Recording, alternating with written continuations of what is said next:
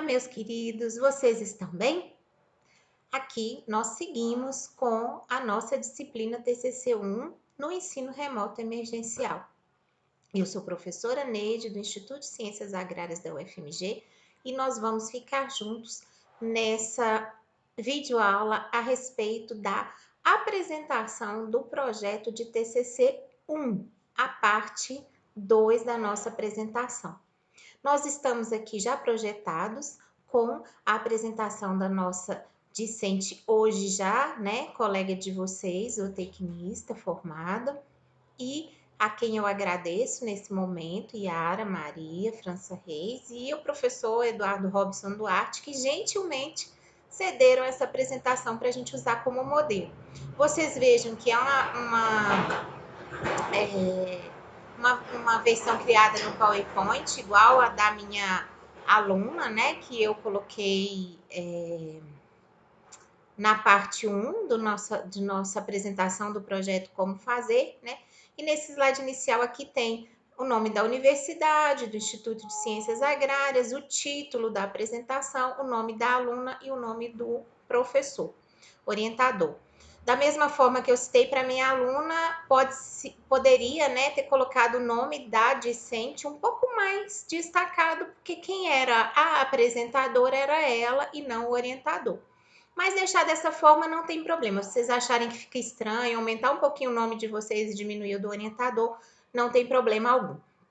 Uma outra coisa de sugestão de melhoria aqui, né, numa coisa que já está ótima, muito boa a apresentação dela, mas que a gente pode melhorar é citar aqui, né, o mês e o ano da apresentação. Na forma como está, a gente não sabe em que mês e que ano que foi apresentado esse trabalho. Na sequência, nós temos o primeiro slide de introdução. Vocês percebam que a aluna optou por não apresentar o slide de sumário, igual eu disse também, a minha aluna de TCC1 na primeira parte dessa aula também não quis apresentar o sumário, e aí é opcional. Eu sugiro, eu acho mais cientificamente elegante colocar o sumário e mais correto também, porque aí o aluno já vai ter uma noção do que vai acontecer naquela aula. Enfim, ela colocou aqui na introdução, né, cores, né, a respeito aqui, ó, do mercado, do agronegócio, da alimentação, a citação dos autores, que aqui, né, a gente precisa consertar, tem algumas coisinhas aqui faltando parênteses e tal, então a gente precisa prestar atenção também nas citações. Citações e referências na apresentação, pessoal, seguem o modelo das citações e referências na parte escrita. Então, assim, é importante que a gente dê os créditos e que coloque lá no final as referências. Na sequência da apresentação da aluna, foi o segundo slide aí de introdução. Vocês vejam que ela tentou manter o padrão de cores que ela já tinha usado para objetivo, problema, hipótese. Porém, o que aconteceu? Ficou meio, né, fora da ordem, não teve justificativa, introdução, justificativa, né? Objetivo geral, objetivos específicos, problema e hipótese. E o problema dela não foi formulado como uma pergunta, né? Faltou interrogaçãozinha aqui e a hipótese para responder esse problema, igual a gente já tinha falado anteriormente. Vejam aqui, né, que no slide seguinte ela colocou os objetivos. Ela colocou aqui os objetivos, né, objetivo geral, e na sequência colocou os objetivos específicos. Vocês reparem que a partir daqui a apresentação não teve mais aquele padrão de cores que a aluna estava colocando. Então, assim, é importante que a gente mantenha o padrão em texto científico, sabe? Em apresentações científicas também. O que acontece? Deixa eu ajeitar o cabelo aqui, que senão eu não presto atenção. O que acontece?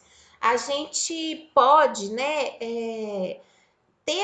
deixar aquela expectativa no aluno de que vai seguir aquele mesmo padrão de cores igual ela colocou. E aqui vem um slide diferente dos outros. Então, assim, é importante essa padronização para que, né, a gente tenha uma sequência mais adequada. Aí, no primeiro slide de referencial teórico, a aluna já colocou essa imagem aí, ó, de um esqueminha, né, com que ela gostaria de falar, né, Minas Gerais aqui já com alguma corzinha. O importante é a gente comentar nesse slide aqui, ó, nós temos várias siglas, IBGE, BNDES, FAO, são siglas que não foi explicado primeiramente o que significa. Apesar da pessoa lá no momento falar assim, Instituto Brasileiro de Geografia e Estatística, como essa informação, igual a gente passa para vocês muitas vezes a aula por meio, né, de um arquivo PDF, então ela precisa ser completa a informação, porque aí a gente não coloca, né, o nosso leitor, o nosso aluno em risco de fazer uma interpretação errada daquele roteiro de aula que a gente está passando por meio de uma apresentação, por exemplo, aí, né, do PowerPoint. Na sequência, a aluna colocou outro slide de referencial teórico. A dica para nós todos é que, assim, se você tem um item que vai dar mais de um slide, que a partir do segundo slide a gente coloque assim o título lá, referencial teórico. Tá bom, o título é referencial teórico, entre parênteses, pode ser uma letra um pouquinho menor para não chamar muita atenção. Conte, assim, de continuação, C-O-N-T, um pontinho final, que é continuação, abreviado, conte, pontinho, entre parênteses. Isso para quê? Essa dica é importante para aquele aluno que fica entrando e saindo da aula. Sei que vocês não fazem isso porque vocês assistem minha aula todinha. Mentira, brincadeira. Enfim, esse continuação é importante para aquele aluno que entra e sai da aula saber que você não está mais no primeiro slide de referencial teórico, que você já passou daquele momento, tá bom? E aí aqui ela volta a colocar aquelas coresinhas que no início ela colocou, e aí dá a impressão, não é que ela fez isso, gente, dá a impressão de que foi assim, recortando de várias apresentações e colando. E fica estranho. Então, assim, o importante é que a gente tenha um certo padrão. Assim como eu já falei, tem gente que aprende mais vendo, aprende mais escutando, ou é as duas formas, né? Auditivo e visual, que é o sinestésico. A gente não pode criar essa expectativa no leitor de que, no leitor, assim, no nosso ouvinte, né? No quem está assistindo a nossa aula, de que as coisas vão fluir de uma forma diferente. Então, assim, esse padrão nos ajuda nessa montagem, né, da nossa apresentação aí. E aqui ela colocou um outro esquema com essa parte, né, das imagens aí, e queria dizer assim que, né, a cria lá na atividade de produção de leite é crítica economicamente, existem doenças, né, com morbidade alta e alta taxa de mortalidade. Só que aqui, ó, o triângulo invertido deu a impressão de que embaixo ela ia falar da coisa menor. Na verdade, ela queria dar a impressão ao contrário, né, que é a alta taxa de mortalidade. Então, assim, cuidado com os esquemas, principalmente esquemas que tenham alguma relação de causa, efeito, consequência, porque às vezes não é aquilo que a pessoa quer dizer. E na hora que coloca um esquema, derruba o apresentador. Então, às vezes, se a pessoa colocasse os tópicos só e explicasse, não derrubaria tanto o apresentador. Outra coisa é a gente ficar usando símbolos demais, coisas, setinha para lá, setinha para cá. Uma ou outra, gente, a gente precisa utilizar, mas se a gente utilizar demais, vai ficando o que a gente chama assim de imagem poluída. E aqui ela colocou, né, alguns itens do que ela ia falar, tá? Tem um rumen aqui, ó, tá vendo que até o computador marcou ele de vermelhinho, né? Que tá errado. Aí aqui, ó, a citação não tem essa vírgula depois do nome, né? E colaborador está certo, em itálico.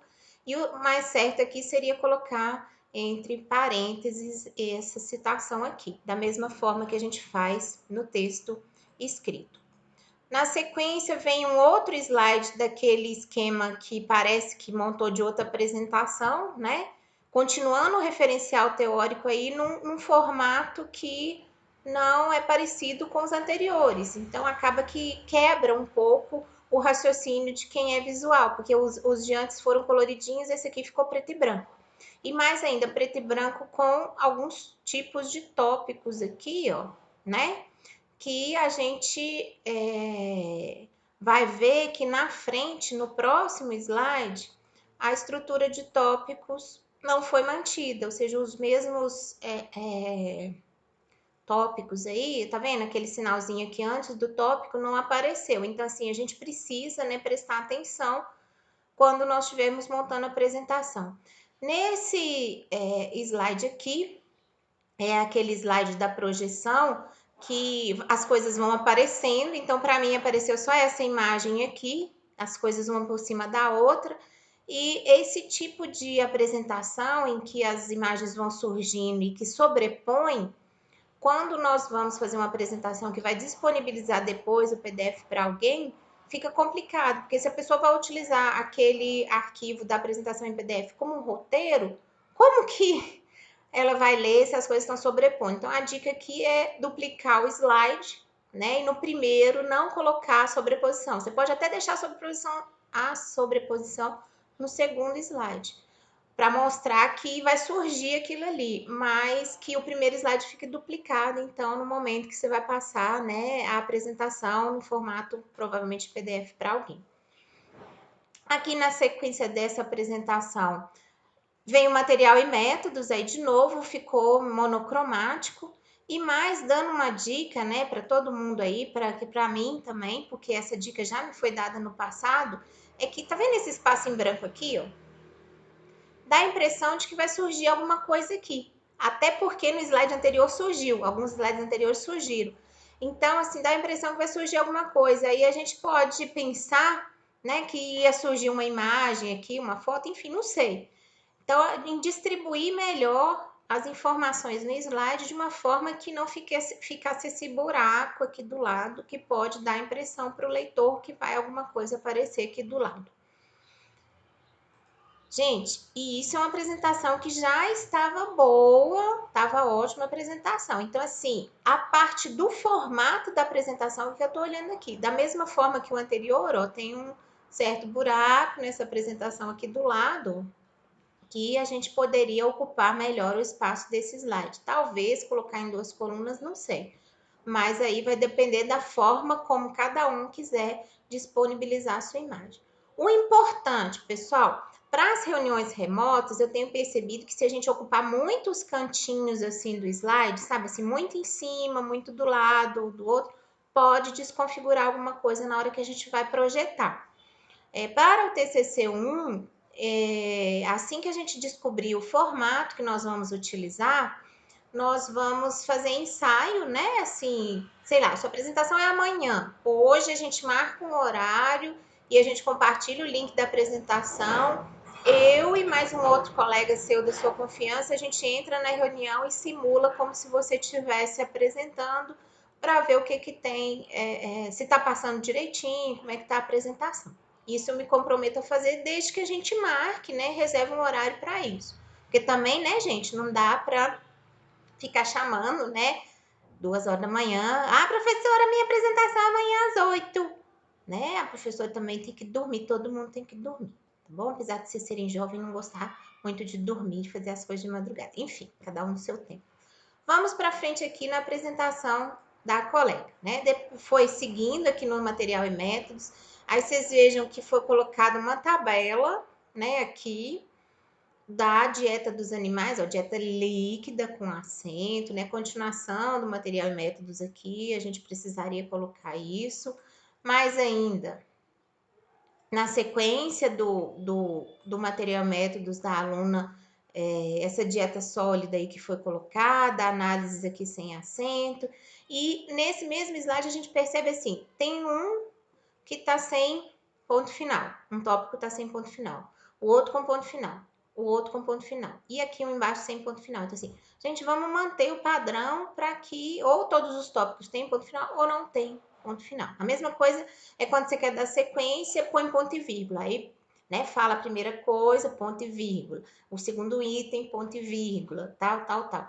Lá no penúltimo, você coloca assim, e o último, porque você vai estar, né, sequenciando com vírgulas ou ponto e vírgulas aquela informação ali que você transformou em tópicos, que é o mais adequado para a gente transformar a nossa apresentação. Apresentações também cheias demais de texto, né, não são muito agradáveis para que a gente perceba essa apresentação. E também, geralmente, quando a gente faz uma apresentação muito de texto, nós tendemos a ficar lendo a apresentação e não explicar a apresentação, que é o que mais correto é a gente explicar a apresentação da gente. Na sequência de aqui, ó, outro slide do material e métodos, e aí vem um outro slide do material e métodos já com cor. Então, assim, tá indo e vindo, né? Não tá muito padronizado essa apresentação. Depois de material e métodos aqui, na sequência, o cronograma. E reparem, foi feita a apresentação até o TCC1 acabar. Pessoal, a disciplina chama TCC1, mas nós vamos apresentar um projeto de pesquisa. E como projeto de pesquisa, nós precisamos apresentar até a fase de conclusão da monografia, que é o TCC2. Então, nós precisamos trabalhar nesse formato, tá? Me apresentem no cronograma tudo do seu projeto até a finalização e defesa da monografia, as correções após defesa. Quem tiver dúvida, tem como é que chama? O organograma que eu montei da sequência, né? O fluxograma, desculpem, a palavra certa é fluxograma da sequência de TCC1 e TCC2, que está disponível para vocês lá no Moodle. Então, se quem tiver dúvida, olhe lá, ou então entre em contato comigo de como que vai ser a sequência das atividades que nós vamos trabalhar. Porque essa sequência precisa estar clara aqui na hora de apresentação do cronograma. Porque, pessoal, não termina com a apresentação e defesa do projeto.